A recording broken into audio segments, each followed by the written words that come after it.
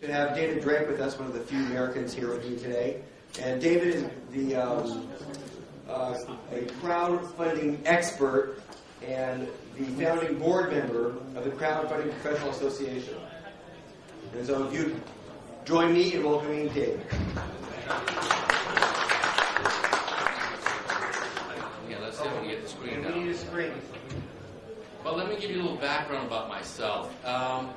One of my companies, LJ Capital, I don't know how to get the screen down now. Somebody will get it, I hope. We were GPs, general partners in funds, hedge funds, fund to fund, and also advisors for institutional investors, family offices, and pension funds all over the world, Middle East, Europe, and the U.S. But we also did early stage investments. And one of those investments was the Soul Loft. And if somebody can come up here and give me the screen now, let's see if that works. Do you guys need a screen? Thank you. Oh, there we go.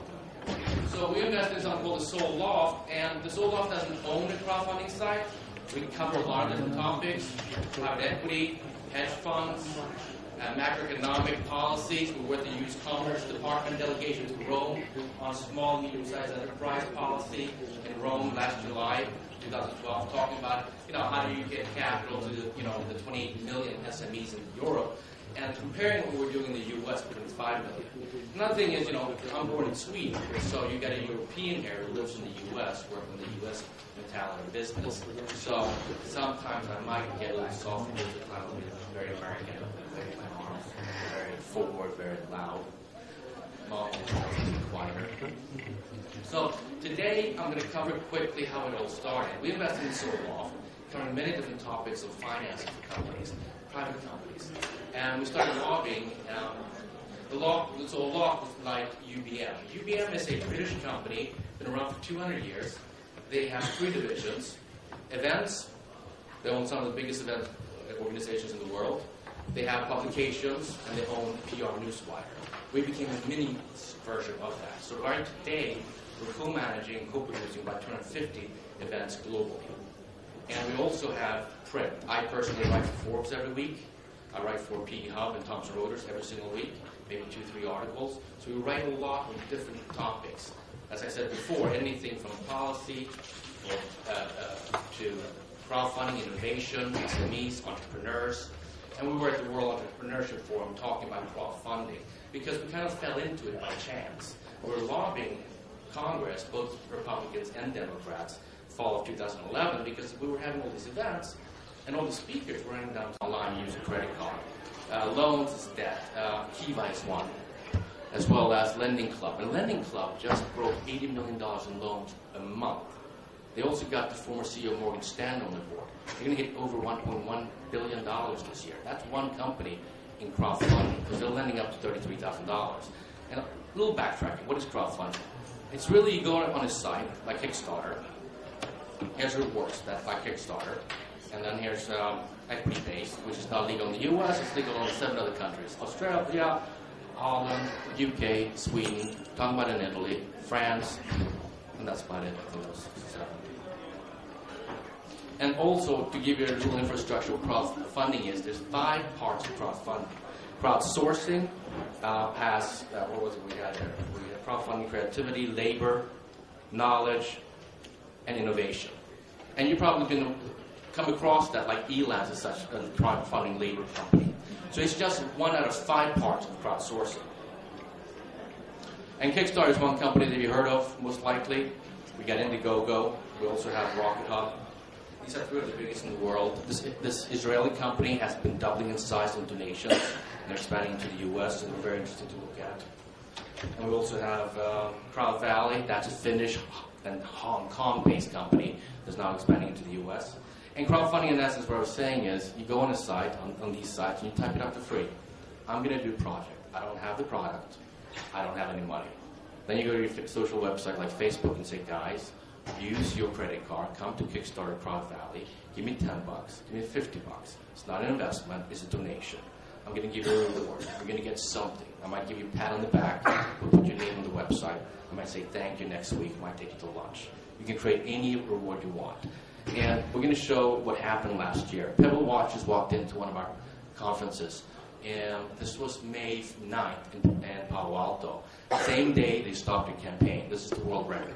They did $10.2 million, 69,000 buyers, and they just announced they're going to start shipping these. That's one of the critiques this industry got, that people don't deliver the product. And the second critique is when they deliver the product, it's subpar from what people expected. And that's why Kickstarter, the world's largest reward-based company, removed prototypes to be offered on their site.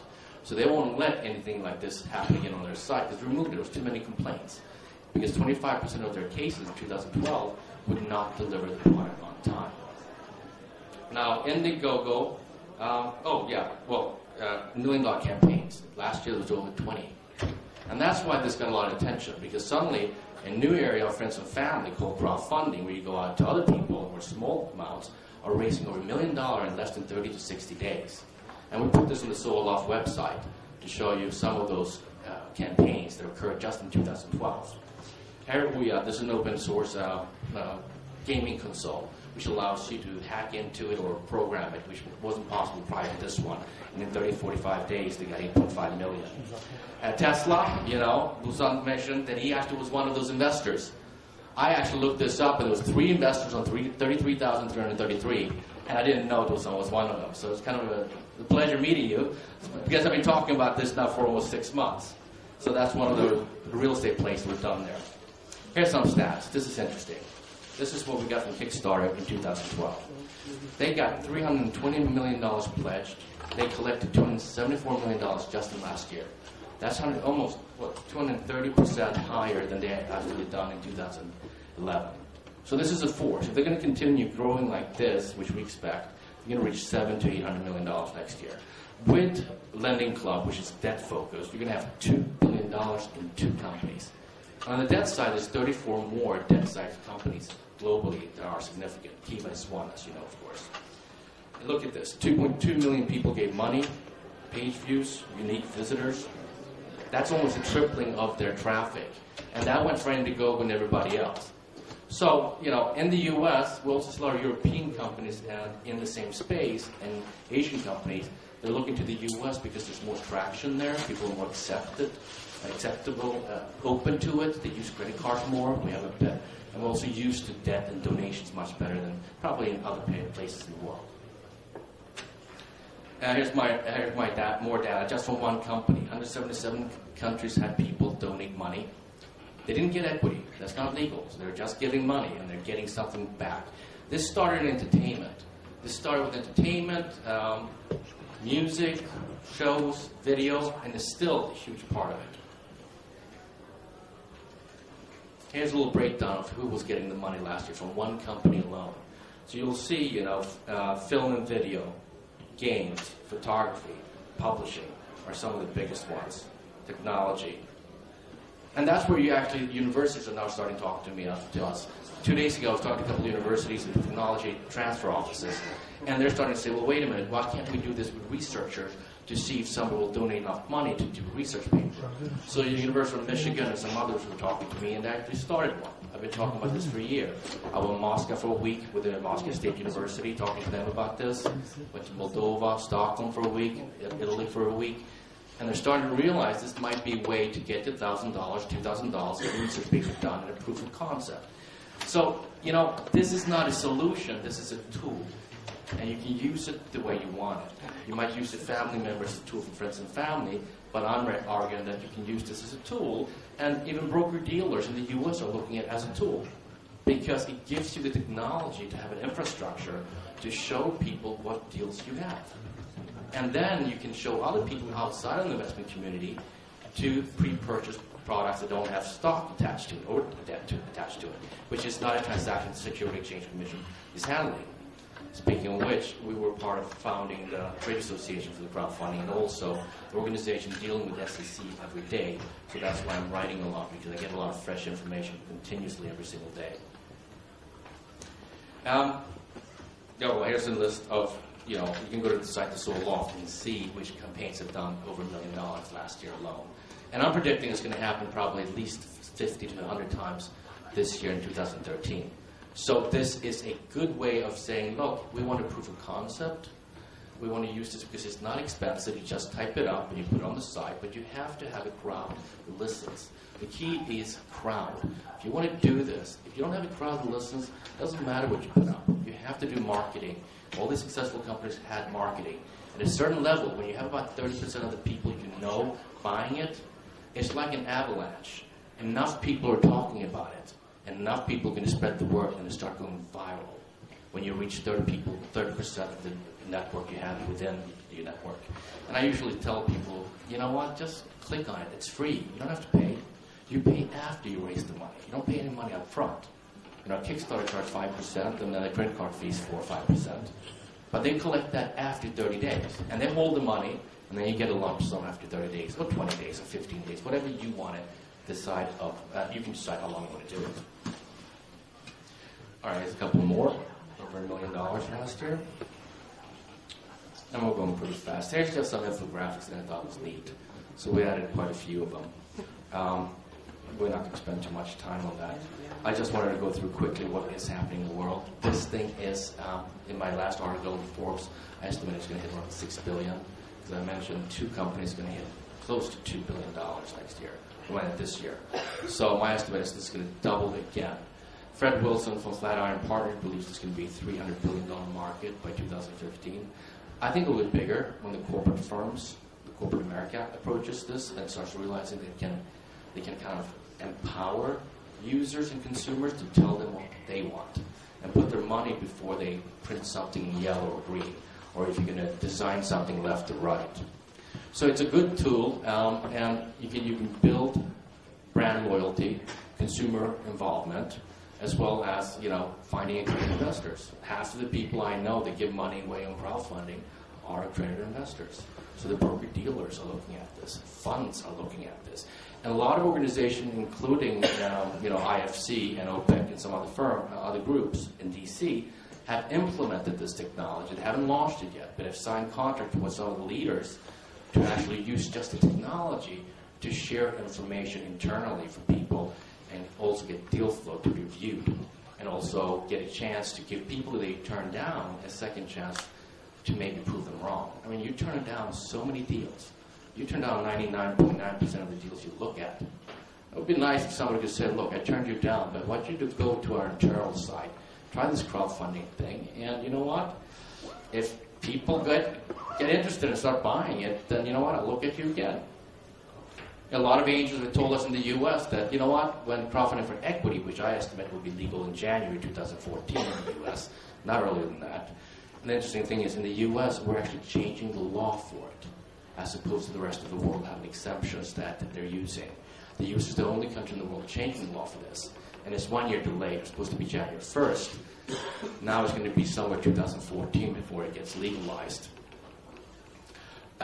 That's some of the data on this. If people have any questions, please share that with me. And maybe next time I can cover more about 506C, which is actually, to me, 10 times bigger than this. Yes, go ahead. When you think about the companies, so you mentioned the Kickstarter, Indiegogo kind of companies, kind of funding the products and, maybe, the movies and things like that. But on the other side of the spectrum, you have companies like Funders Club, which we invested, disrupting the way the angel investment is being done, getting a bunch of accredited investors, create a pool of money, and be able to participate in Series A, Series B, or Series C. I actually interviewed Funders Club, and I got a little confused because there's 2 different ones: the Funders Club and Funders Club dash Club. Yeah, the Funders Club. They're special purpose vehicles, like we talked on before. They're all setting it up as special purpose vehicles, and they're managing that fund and then invest from there. I don't see it being that disruptive, besides the one you were talking about, where they're using equity as what they're offering into the fund, and then using that. And we can talk about that one-on-one later on. But, we don't have a holding in crowdfunding. We want to be the media company advising people and telling people what's happening, not only in crowdfunding, but in all other areas of financing for small businesses and entrepreneurs. So, back to your question, I'd like to take that up with you a little later on, because I would have to explain to everybody else here what crowdfunders do, and that's unique in itself. If you analyze crowdfunding on Turkey, because I think not working here, And I guess crowdfunding about all of the culture. Yeah, I don't think it's going to work very well in Eastern Europe. There's been a lot of fraud in Moldova, for instance, where somebody's done a multi-level scheme and people putting money in. So, I'm not convinced it's going to work in Eastern Europe. And you also have to have internet penetration and being open for it. It's not for everybody. I'm telling you, it's a tool. You use it as you see fit. But you know what? $1 million, 20 times, that's a serious angel network. I think that'll be it then. Thanks, everybody.